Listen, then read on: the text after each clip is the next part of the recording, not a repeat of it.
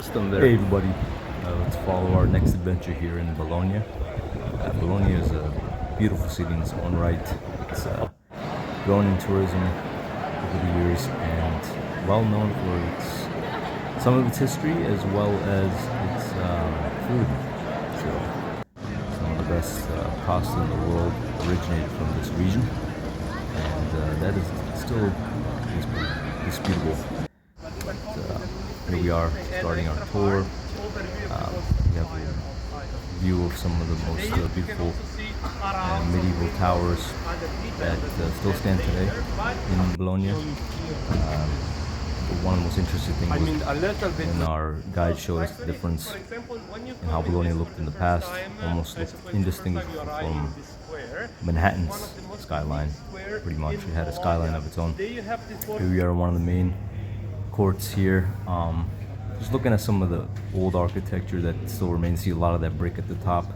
It's still original. And here's a closer view. Again, the tower, the holes in the tower there were set up for scaffolding when these were built in the past, so it still remains. And here we have a store that has built within an old basilica as well. So you see a lot of basilicas around. Speaking of the food, pasta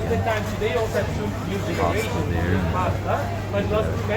Got to clip in here, but so one cool thing about Bologna was that there was a canal that used to run through here, and the canal would run all the way to Venice actually at one point, but I believe Mussolini for that not too distant past. But yeah, there's a lot of footage here, and here I think I started my walking tour here, so we'll get through this.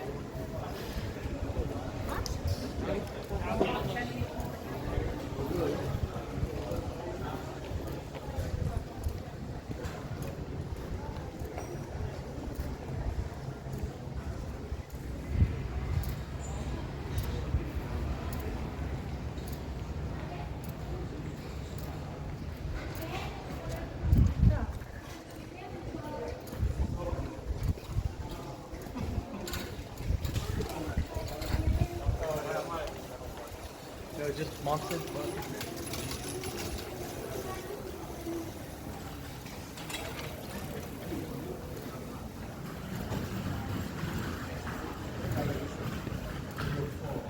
Alla fine è come se stessi facendo la richiesta ma soltanto per vedere gli stati.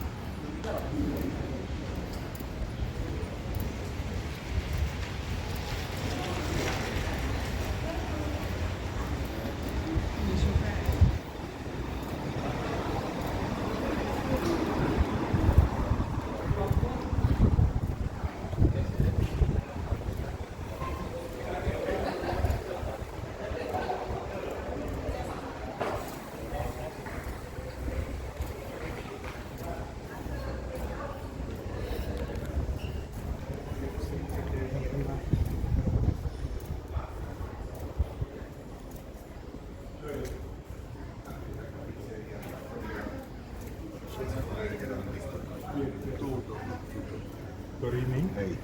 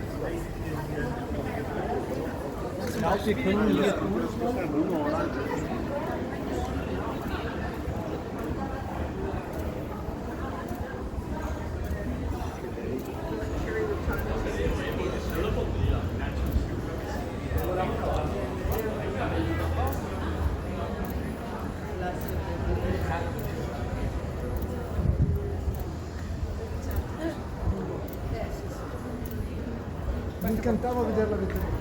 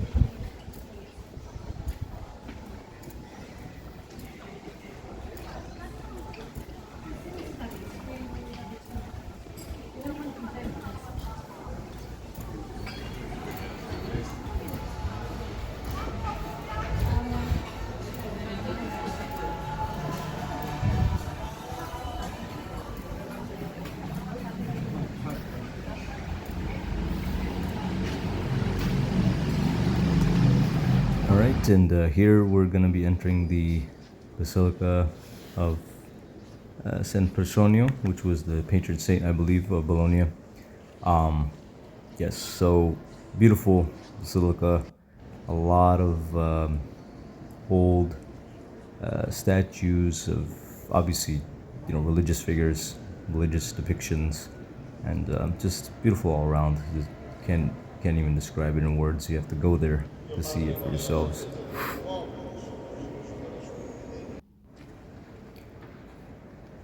Interestingly, this house is one of my favorite paintings, which I don't know if I included in this video, is the depiction of Dante's Inferno with the devil sitting there and just chewing up bodies. It's pretty insane of a painting, and what it kind of represents during that time when Christianity and Islam were pretty much going at it for the most part.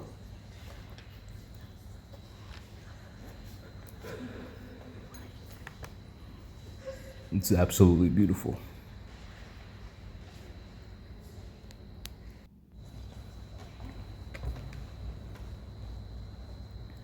Alright, I think this is our next spot, Compianto sul Cristo Morto, the second.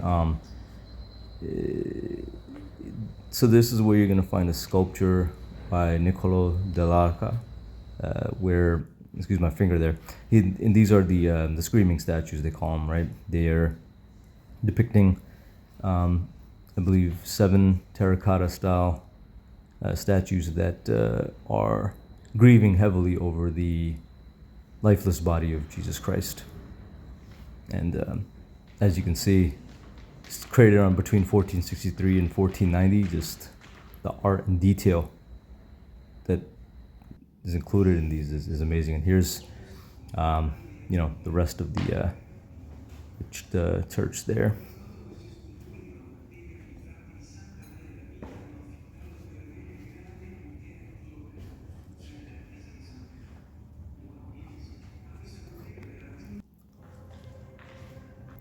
Didn't get the history on these, but yeah, it's just more terracotta style, I guess, statues that were placed here. Something going on here. Just trying to get a little bit of attention to detail on some of the artwork around these beautiful churches.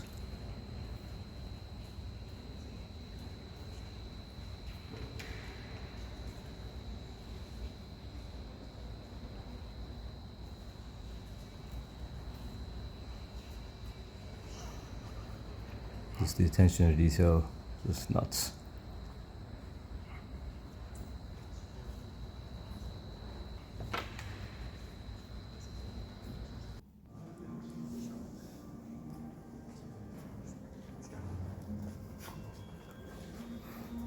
All right, next stop is going to be our the Santo Stefano Basilica Church, I guess you could say, which was supposedly also created by Saint Petronis, and the basilica was built over the temple of the goddess Isis, which was the goddess that predates Christianity, worshipped at that time. If you saw before, there was that cross, and I believe that cross is from the 13th century. Not this one, the one that was in the maybe about half a minute before.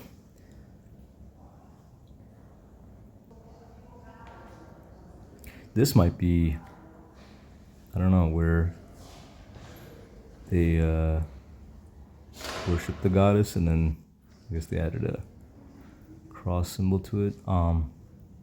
Here's the outside of that beautiful basilica.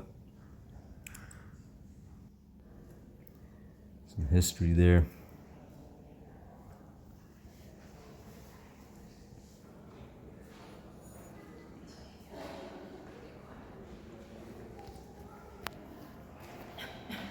What's interesting was to see that the difference between churches before a certain point, before like maybe the 11th century, before the 11th century, I guess in Christianity they had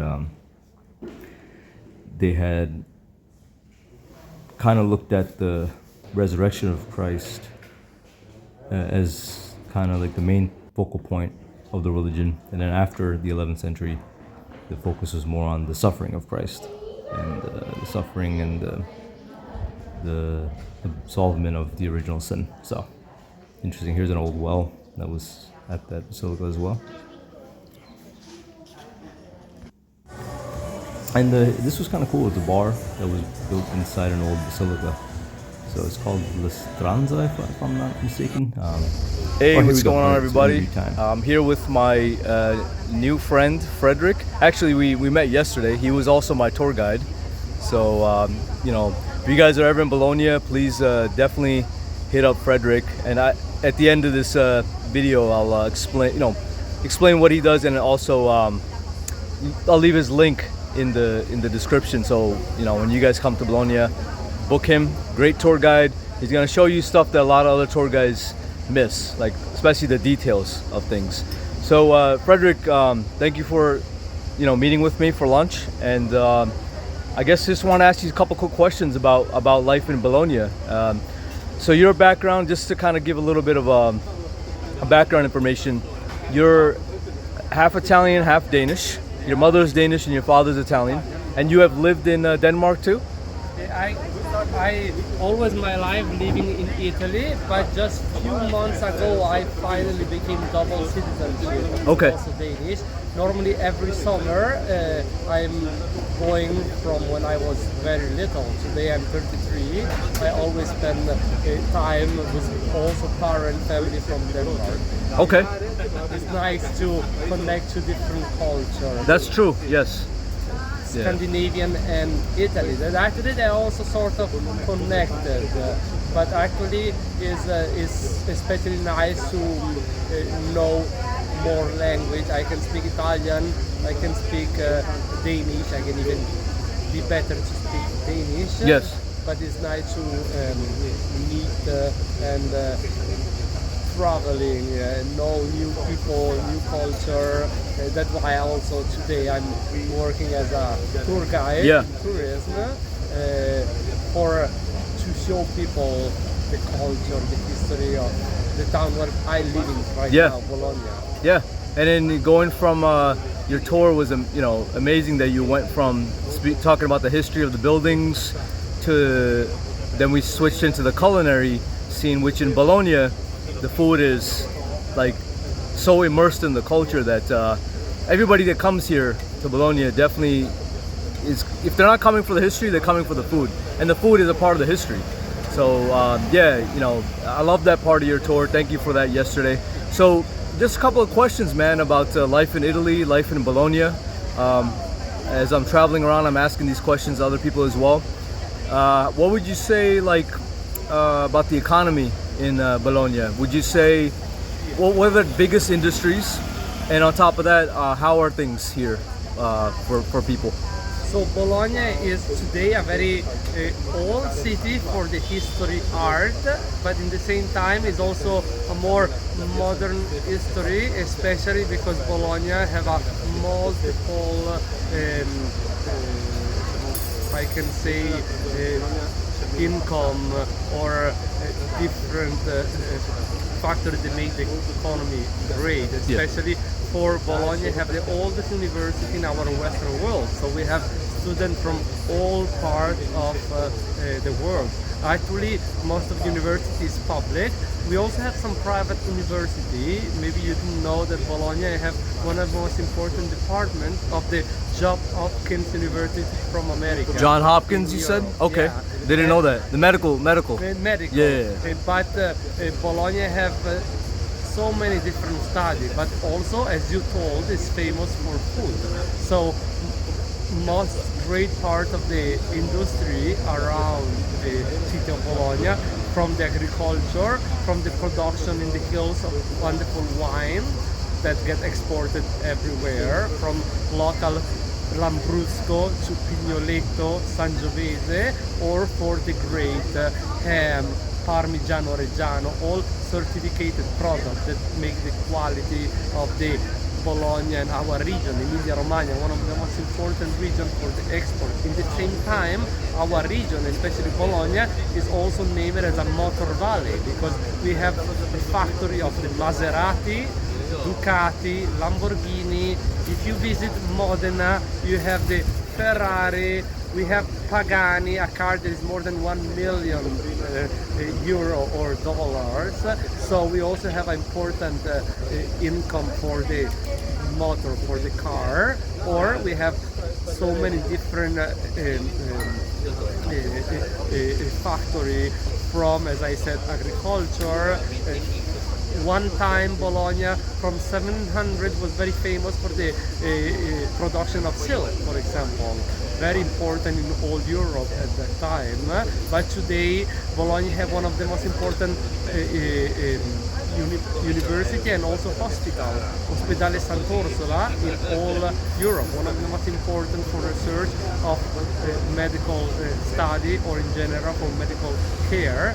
Our region is one of the most important and for the quality of life and also for the medical care. Yeah. That luckily here in Italy is even if we have a lot of problem, but the medical care is very important. Especially North Italy, right? In North Italy. North Italy, so we are lucky that even if not everyone pay taxes, but the health care here, and it should be, I think, a model also for America or other countries that they don't have a social health care, but they have a private. Sometimes public is even better than private.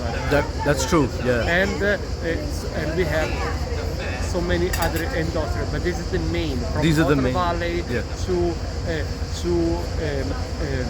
industry and for food. Yeah, and then tourism gets in there as well as the main. That's why normally when I take people around, I like not just focus like a normal tour on just the history, but I like to focus on different details that make a city special, or not just the main symbol. So yesterday I was talking with another friend of mine who maybe I could try to interview as well, Silvio, who I met here. Silvio, he's an older gentleman, but he was explaining the history of Bologna with tourism. He said that tourism in Bologna really skyrocketed when Ryanair, I guess, started some sort of contract with the city of Bologna to bring in more tourism here. And then he said that because of that, tourism has gone up, but now he's saying that it's hard for locals and students to find housing because of potentially leading towards over-tourism. How do you feel about that as a tour guide and also a local?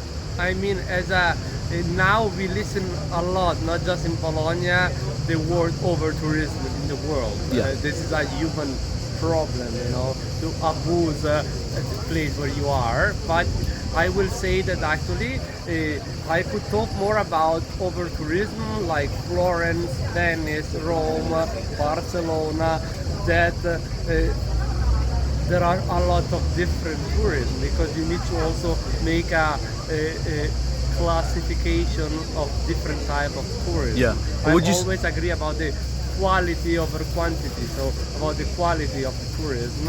But I can say that, for example, especially Bologna, yes, have a little bit more over tourism, but in the same time, thank you for the tourism, the economy grow up. For example, in Bologna, different from Florence, Venice, that's always been. For example, in Venice now they close and you need a ticket to access, because sometimes also some tourists don't respect. You need to respect where the place that you are visiting. Yes. But in the same time, also the problem with Airbnb. I'm very in favor of Airbnb, but of course when they living with more expensive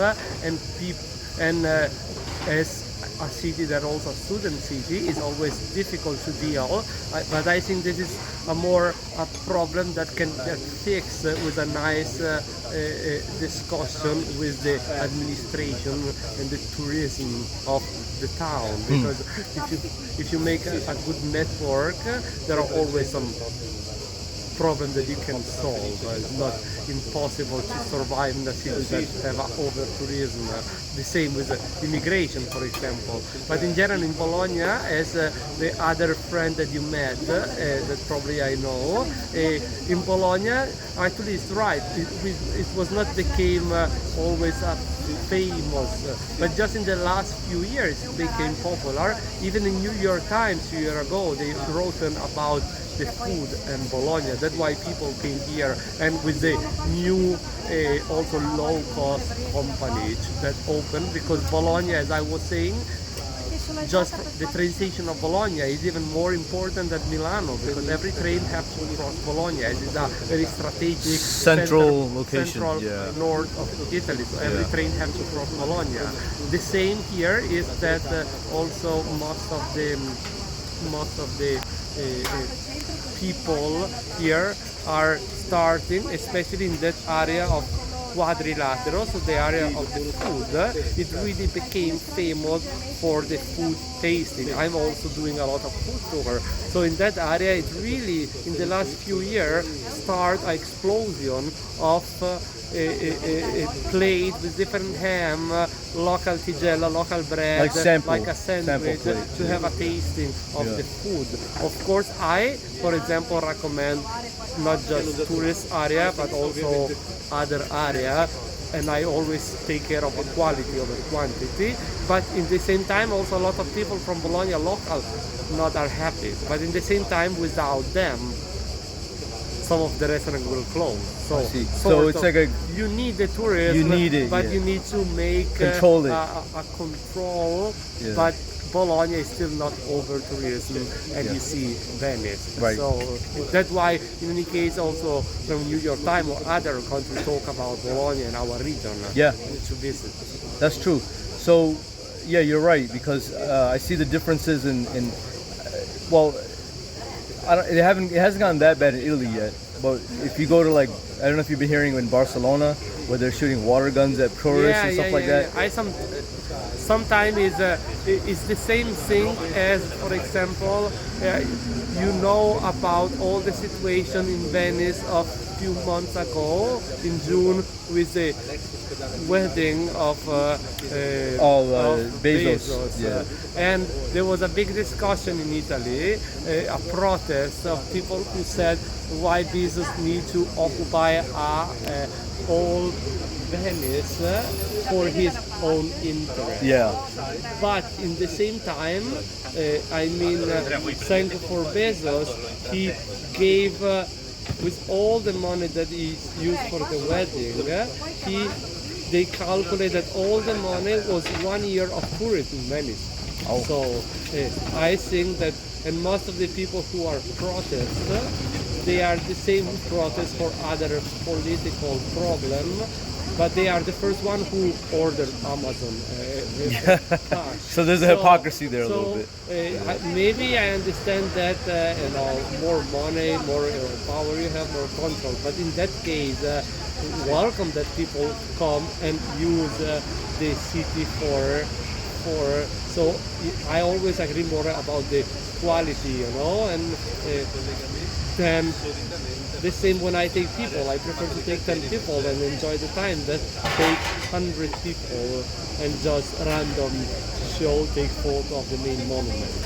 So this depends on, this is a point of view. Yes, you're right. All right, well, thank you, Frederick. I appreciate it, man. I think that's a good wrap up there. Again, I'll leave the link here in the description if you guys are ever in Bologna. Whoever's watching this, if you're ever in Bologna, please hit up Frederick. He's a great tour guide, and he'll show you things that, again, maybe a lot of the big tour guides might miss. So the details. Thank you. Appreciate it. You're welcome.